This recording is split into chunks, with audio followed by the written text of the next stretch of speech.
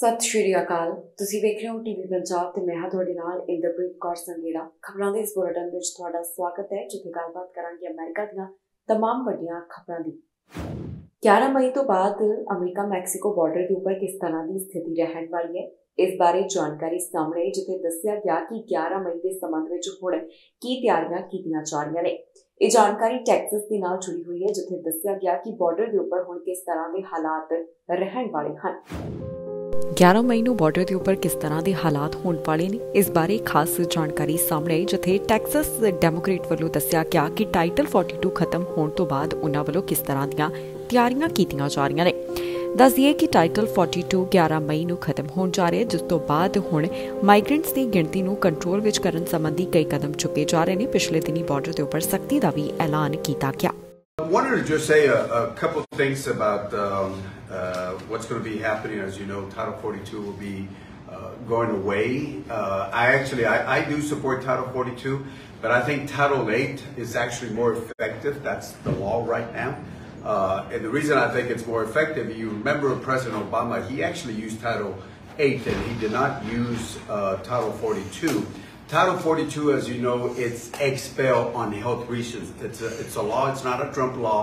It's a law that's been on the books for many years that you expel. It's a faster way of expelling people. Title 8 is when you actually deport people and make certain decisions where that person should be deported. And under Title 8, there's actually some teeth, which means that if you're deported, you cannot come back because there's a bar for 5 years, 10 years, 15 years, 20 years, or lifetime, depending on the fact. So I know people think that Title 42 is the end of the world, but you actually have Title 8, and if it's done correctly, then I think you can see what we need to do at the border. Now, let me talk about a couple of things. Title 42 is going away. There's a couple of things that the administration is doing. In my opinion, some of us have been saying this for a couple of years. A little late, but they finally are doing some things that will have an impact.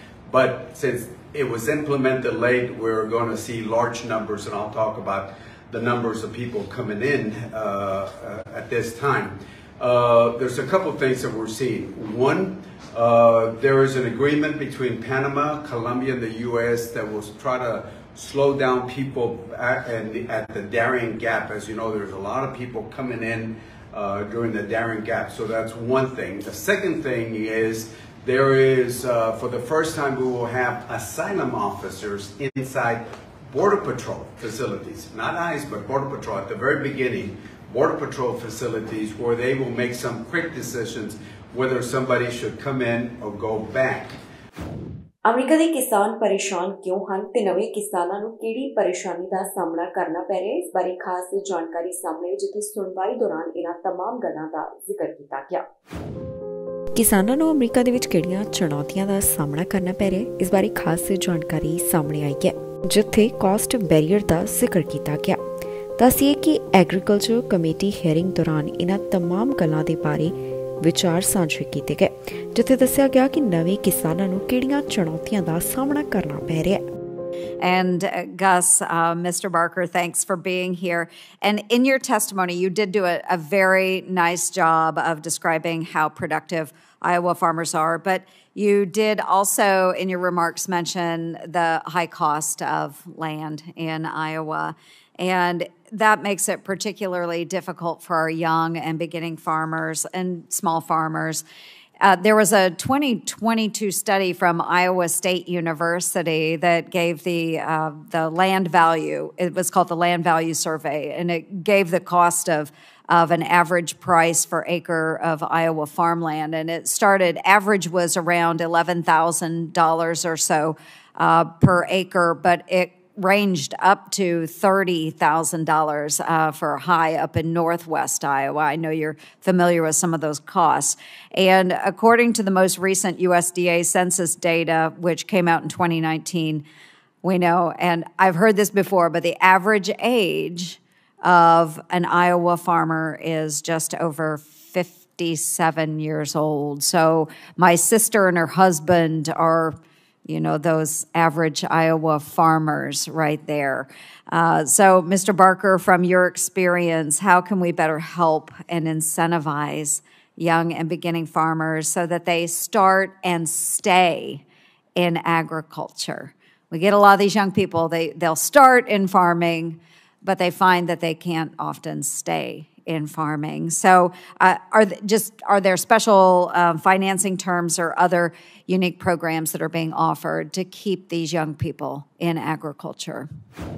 America ਤੋਂ ਪੰਜਾਬੀ ਭਾਈਚਾਰੇ ਦੇ ਨਾਲ ਜੁੜੀ ਹੋਈ ਮੰਦਭਾਗੀ ਖਬਰ ਸਾਹਮਣੇ ਆਈ ਹੈ, ਜਿੱਥੇ ਪੰਜਾਬੀ ਨੌਜਵਾਨ ਦਾ ਗੋਲੀਆਂ ਮਾਰ ਕੇ ਕਤਲ ਕਰ ਦਿੱਤਾ ਗਿਆ। ਦੱਸਿਆ ਜਾ ਰਿਹਾ ਹੈ ਕਿ ਇਹ ਨੌਜਵਾਨ ਪੰਜਾਬ ਦੇ ਜ਼ਿਲ੍ਹਾ ਕਪੂਰਥਲਾ ਦੇ ਨਾਲ ਸੰਬੰਧਿਤ ਹੈ, ਜੋ ਕਿ ਗੈਸ ਸਟੇਸ਼ਨ ਦੇ ਸਟੋਰ ਦੇ ਉੱਪਰ ਕੰਮ ਕਰਦਾ ਸੀ, ਜੋ ਇੱਥੇ ਲੁੱਟ ਕਰਨ ਆਏ ਉਹਨਾਂ ਵੱਲੋਂ ਗੋਲੀਆਂ ਮਾਰ ਕੇ ਨੌਜਵਾਨ ਦਾ ਕਤਲ ਕਰ ਦਿੱਤਾ ਗਿਆ।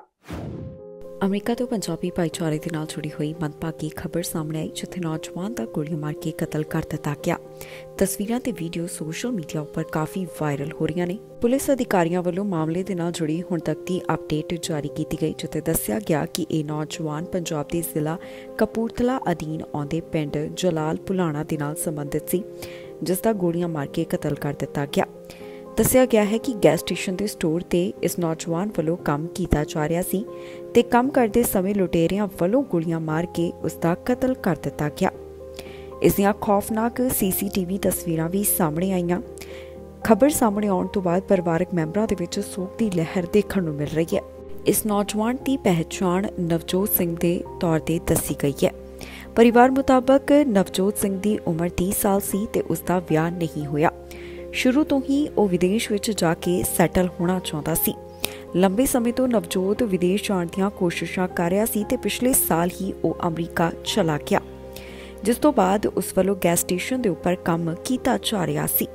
ਸਟੋਰ ਤੇ ਕੰਮ ਕਰਦੇ ਮੌਕੇ ਲੁਟੇਰਿਆਂ ਨੇ ਲੁੱਟ ਦੀ ਵਾਰਦਾਤ ਨੂੰ ਅੰਜਾਮ ਦਿੱਤਾ ਤੇ ਨੌਜਵਾਨ ਨੂੰ ਗੋਲੀਆਂ ਮਾਰ ਦਿੱਤੀਆਂ। ਜ਼ਿਕਰਯੋਗ ਹੈ ਕਿ ਪਿਛਲੇ ਦਿਨੀ ਇੱਕ ਅਜਿਹਾ ਹੋਰ ਮਾਮਲਾ ਸਾਹਮਣੇ ਆਇਆ, ਜਿੱਥੇ ਕਪੂਰਥਲਾ ਜ਼ਿਲ੍ਹਾ ਦੇ ਨਾਲ ਸੰਬੰਧਿਤ 2 ਸਕੇ ਭਰਾਵਾਂ ਦਾ ਅਮਰੀਕਾ ਦੇ ਵਿੱਚ ਗੋਲੀਆਂ ਮਾਰ ਕੇ ਕਤਲ ਕਰ ਦਿੱਤਾ ਗਿਆ। ਤੇ ਹੁਣ ਇਹ ਇੱਕ ਅਜਿਹੀ ਤਾਜ਼ਾ ਵਾਰਦਾਤ ਸਾਹਮਣੇ ਆਈ ਹੈ, ਜਿਸ ਦੇ ਵਿੱਚ ਪੁਲਿਸ ਅਧਿਕਾਰੀਆਂ ਨੇ ਜਾਣਕਾਰੀ ਸਾਂਝੀ ਕੀਤੀ। ਅਜੇ ਮੰਗਾ ਵਿਸ਼ਵ ਬੈਂਕ ਦੇ ਪ੍ਰਧਾਨ ਬਣ ਗਏ ਹਨ, ਜਿਸ ਤੋਂ ਬਾਅਦ ਰਾਸ਼ਟਰਪਤੀ ਜੋ ਬਾਈਡਨ ਨੇ ਉਹਨਾਂ ਨੂੰ ਵਧਾਈ ਦਿੱਤੀ। ਦੱਸਦੀਏ ਕਿ ਰਾਸ਼ਟਰਪਤੀ ਜੋ ਬਾਈਡਨ ਵੱਲੋਂ ਹੀ ਉਹਨਾਂ ਨੂੰ ਇਸ ਅਹੁਦੇ ਵਾਸਤੇ ਅਪਾਇੰਟ ਕੀਤਾ ਗਿਆ ਸੀ, ਜਿਸ ਤੋਂ ਬਾਅਦ ਸੋਸ਼ਲ ਮੀਡੀਆ ਦੇ ਉੱਪਰ ਉਹਨਾਂ ਨੇ ਇੱਕ ਖਾਸ ਪੋਸਟ ਸਾਂਝੀ ਕੀਤੀ। ਅਜੇ ਮੰਗਾ ਨੂੰ ਵਿਸ਼ਵ ਬੈਂਕ ਦਾ ਪ੍ਰਧਾਨ ਬਣਨ ਦੇ ਉੱਪਰ ਅਮਰੀਕੀ ਰਾਸ਼ਟਰਪਤੀ ਜੋ ਬਾਈਡਨ ਵੱਲੋਂ ਵਧਾਈ ਦਿੱਤੀ ਗਈ। ਉਹਨਾਂ ਨੇ ਸੋਸ਼ਲ ਮੀਡੀਆ ਉੱਪਰ ਵਧਾਈ ਦੀ ਪੋਸਟ ਵੀ ਸਾਂਝੀ ਕੀਤੀ ਹੈ। ਜੀ ਹਾਂ, ਅਜੇ ਮੰਗਾ ਵਿਸ਼ਵ ਬੈਂਕ ਦੇ ਅਗਲੇ ਪ੍ਰਧਾਨ ਬਣ ਗਏ ਨੇ। ਜਲਦ ਹੀ ਉਹਨਾਂ ਵੱਲੋਂ ਆਪਣਾ ਅਹੁਦਾ ਸੰਭਾਲਿਆ ਜਾਵੇਗਾ, ਜਿਸ ਤੋਂ ਬਾਅਦ ਅਮਰੀਕਾ ਦੇ ਰਾਸ਼ਟਰਪਤੀ ਜੋ ਬਾਈਡਨ ਦਾ ਵੀ ਇਸ ਬਾਰੇ ਬਿਆਨ ਸਾਹਮਣੇ ਆਇਆ। ਰਾਸ਼ਟਰਪਤੀ ਨੇ ਕਿਹਾ ਕਿ ਉਹ ਗਰੀਬੀ ਘਟਾਉਣ ਅਤੇ ਜਲਵਾਯੂ ਸਮੇਤ ਵਿਸ਼ਵ ਦੀਆਂ ਚੁਣੌਤੀਆਂ ਨੂੰ ਹੱਲ ਕਰਨ ਵਾਸਤੇ ਵਿਸ਼ਵ ਬੈਂਕ ਨੂੰ ਬਦਲਣ ਲਈ ਮੰਗਾਂ ਦੇ ਯਤਨਾਂ ਦਾ ਸਮਰਥਨ ਕਰਨ ਦੀ ਉਮੀਦ ਕਰਦੇ ਹਨ। ਰਾਸ਼ਟਰਪਤੀ ਬਾਈਡਨ ਦਾ ਇਸ ਮੌਕੇ ਇੱਕ ਟਵੀਟ ਸਾਹਮਣੇ ਆਇਆ, ਜਿੱਥੇ ਉਹਨਾਂ ਕਿਹਾ ਕਿ ਮੇਰੇ ਨਾਮਜ਼ਦ ਵਿਅਕਤੀ ਅਜੇ ਮੰਗਾ ਨੂੰ ਵਿਸ਼ਵ ਬੈਂਕ ਦਾ ਅਗਲਾ ਪ੍ਰਧਾਨ ਬਣਨ ਤੇ ਵਧਾਈ। ਉਹਨਾਂ ਵੱਲੋਂ ਅੱਗੇ ਲਿਖਿਆ ਗਿਆ ਕਿ ਮੈਂ ਅਜੇ ਨਾਲ ਆਪਣੀ ਨਵੀਂ ਭੂਮਿਕਾ ਵਿੱਚ ਕੰਮ ਕਰਨ ਅਤੇ ਗਰੀਬੀ ਨੂੰ ਘੱਟ ਕਰਨ, ਜਲਵਾਯੂ ਸਮੇਤ ਵਿਸ਼ਵ ਦੀਆਂ ਚੁਣੌਤੀਆਂ ਨੂੰ ਹੱਲ ਕਰਨ ਵਾਸਤੇ ਵਿਸ਼ਵ ਬੈਂਕ ਨੂੰ ਬਦਲਣ ਵਾਸਤੇ ਉਹਨਾਂ ਦੇ ਯਤਨਾਂ ਦਾ ਸਮਰਥਨ ਕਰਨ ਵਾਸਤੇ ਉਤਸੁਕ ਹਾਂ। ਦੱਸੀਏ ਕਿ ਇਸ ਤੋਂ ਪਹਿਲਾਂ ਅਮਰੀਕਾ ਦੀ ਉਪ ਰਾਸ਼ਟਰਪਤੀ ਕਮਲਾ ਹੈਰਿਸ ਨੇ ਵੀ ਭਾਰਤ ਵਿੱਚ ਜਨਮੇ ਅਜੇ ਮੰਗਾ ਨੂੰ ਵਿਸ਼ਵ ਬੈਂਕ ਦਾ ਪ੍ਰਧਾਨ ਚੁਣੇ ਜਾਣ ਦੀ ਵਧਾਈ ਦਿੱਤੀ ਸੀ।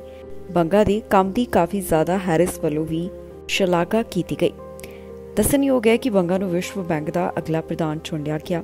ਇੱਕ 25 ਮੈਂਬਰੀ ਕਾਰਜਕਾਰੀ ਬੋਰਡ ਨੇ ਸਾਬਕਾ ਮਾਸਟਰਕਾਰਡ CEO ਦੀ ਚੋਣ ਕੀਤੀ, ਜਿਸ ਨੂੰ ਫਰਵਰੀ ਦੇ ਆਖਿਰ ਵਿੱਚ ਅਮਰੀਕੀ ਰਾਸ਼ਟਰਪਤੀ ਜੋ ਬਾਈਡਨ ਦੁਆਰਾ ਨੋਮੀਨੇਟ ਕੀਤਾ ਗਿਆ ਸੀ।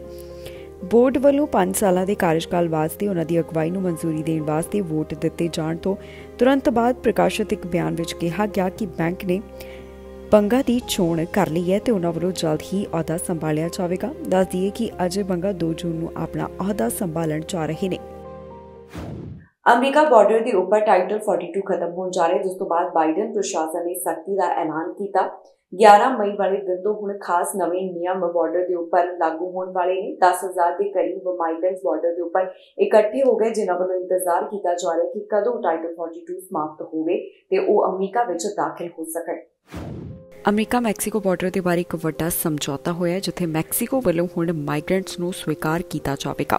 जी हाँ, अमरीका मैक्सीको बॉर्डर के उपर बाइडन प्रशासन वालों सख्ती ऐलानी गई तो हुण इस दे नाल जुड़ी हुई वड्डी अपडेट सामने आई है, जिथे दस्सिया गया कि हुण अमरीका का मैक्सीको दे नाल समझौता हो गया है। दस्सिए कि होमलैंड सिक्योरिटी एडवाइजर वालों मंगलवार नूं मैक्सीको के राष्ट्रपति दे नाल मुलाकात की गई, जिथे कुछ खास गल्लां नूं लै के जिक्र होया। जो एग्रीमेंट होया उस मुताबक मैक्सीको वालों वेनेजुएला, हेती, क्यूबा अते एक होर देश तो माइग्रेंट्स नूं मंजूर किया जाना शुरू कर दिता जाएगा। इस तो इलावा वड्डी गिणती दे विच माइग्रेंट्स बॉर्डर के उपर इकट्ठे भी होए हन, जिन्हां वालों इंतजार किया जा रहा है कि टाइटल 42 खत्म हो जाए। ते नाल ही एग्रीमेंट दे विच इह वी गल कही गई है कि मैक्सीको वालों होंडुरस, ग्वाटेमाला, अल सल्वाडोर वर्गे देशों तो 1 लाख व्यक्तियों नूं स्वीकार किया जाएगा, जो कि उत्थे रह के अते काम कर सकणगे। जिक्रयोग है कि 11 मई नूं बॉर्डर के उपर लगाईयां गईयां पाबंदियां जाने कि टाइटल 42 खत्म होण जा रहा है, जिस तो बाद माइग्रेंट्स का एक वड्डा आंकड़ा इत्थे देखण नूं मिल सकता है, जिसनूं रोकण वास्ते फौजां नूं भी तैनात किया जा रहा है। जानकारी मुताबक 10,000 के करीब माइग्रेंट्स इस समय बॉर्डर के उपर इकट्ठे हुए हैं, जिन्हां वालों इंतजार किया जा रहा है कि जिवें ही टाइटल 42 हटता है तो वो अमरीका विच दाखिल हो सकन। जिक्रयोग है कि बॉर्डर की राही आने वालियां दा आंकड़ा लगातार ही वधदा जा रहा है, जिस तो बाद बाइडन प्रशासन नूं काफ़ी विरोध का भी सामना करना पिया सी, जिसनूं ध्यान विच रखदिआं बाइडन प्रशासन वालों सख्ती का ऐलान कर दिता गया। ਇਹ ਸਨ ਕੁਝ ਖਬਰਾਂ ਜਿਹੜੀਆਂ ਅੱਜ ਦਾ ਦਿਨ ਅਮਰੀਕਾ ਤੋਂ ਸਾਹਮਣੇ ਆਈਆਂ। ਬਾਕੀ ਖਬਰਾਂ ਲਈ ਤੁਸੀਂ ਬਣੇ ਰਹੋ ਟੀਵੀ ਪੰਜਾਬ ਨਾਲ। ਫਿਲਹਾਲ ਮੈਨੂੰ ਇੰਦਰਪ੍ਰੀਤ ਕੌਰ ਸੰਗੇੜਾ ਨੂੰ ਦਿਓ ਇਜਾਜ਼ਤ।